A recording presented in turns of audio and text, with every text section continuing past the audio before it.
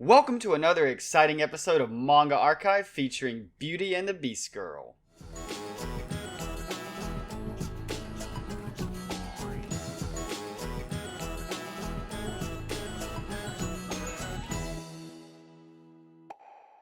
So as I said, welcome to the second episode of Manga Archive, the series where I tried to go over who a manga might be for and who it might not be for in just a matter of minutes. So Beauty and the Beast Girl is a manga by Neji, and it's really a pretty quick read. This is definitely a Yuri romance manga. It is only a single volume. Kind of.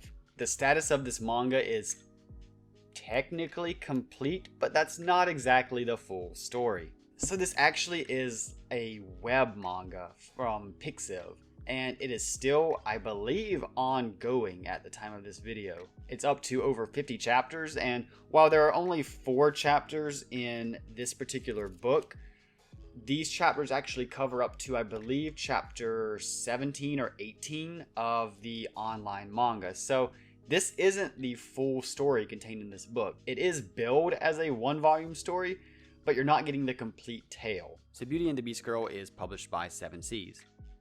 The basic premise is that there's this monster girl who lives in the forest, and she pretty much left living in human society because of an incident that happened when she was young, where she basically had enough of being tormented because she was a monster and basically set fire to a town. Now this monster, and she doesn't have a name at the start of the story, but her name does become Heath. I'm just gonna say that, sorry for the spoiler. But she basically has been living alone for so long that she's almost forgotten how to actually interact with people. However, one day when she's just out and about in her forest, she meets this blind girl named Lily.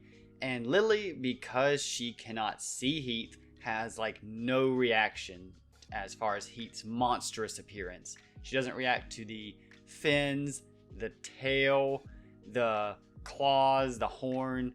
She treats Heath as she would pretty much any other person. And for Heath, that is a huge deal for someone who has never been looked at as anything more than a monster. So Heath latches on to this girl Lily and basically starts spinning a bunch of lies to get her to stay.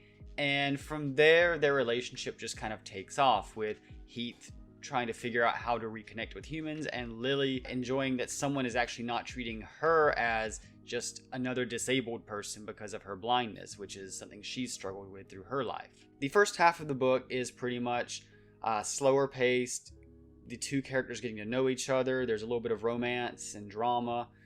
And then it just goes from 0 to 100 in like 2 pages, where the characters are suddenly engaged in this action scene, and Heath has to try and rescue Lily back, and there's a whole background of Lily's family trying to find out what happened to Lily, and they think that, you know, there's a misunderstanding with why she's with Heath. That inconsistency with the tone makes this a really difficult read because it just feels so incongruent. It feels like we need more to flesh this out. I feel like even knowing that there's more to this, that the pacing here is just so off. That was one of the hardest things to get through with this manga. The second half really feels like it could have entirely been omitted and actually just have more of the first half stretched out into more of a romance drama type thing and get to know the characters more intimately and deeply. But knowing that there's more to this story, it's hard to say that now. Overall, though, it is very wholesome, so if you're just looking for something that's really easy to read, easy to swallow, this is definitely a good pick. As far as nudity and gore, there's a little bit of blood, there's a little bit of naked characters, but there's not much shown when that nudity is present, so both are very low levels if you're worried about that. So this is by Neji, whose only other published work in English, I believe, is Dear Nomen, which I don't know too much about, other than I think it's another somewhat Yuri story with a crow lady involved.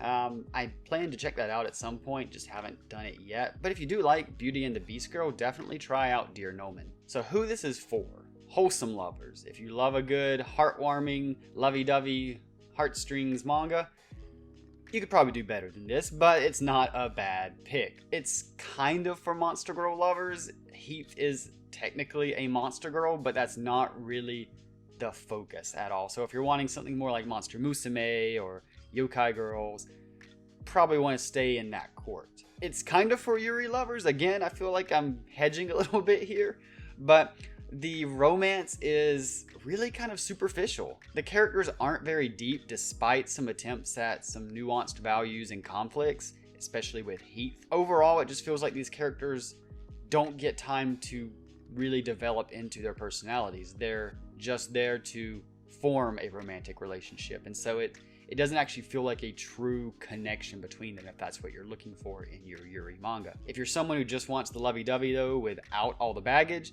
this is definitely for you. And also I would say this is for anyone not wanting a high investment read. I think I read it in 2 sittings, but it can easily be done in 1. Now who it's not for, anyone wanting a deep romance story, as I said, it's kind of superficial.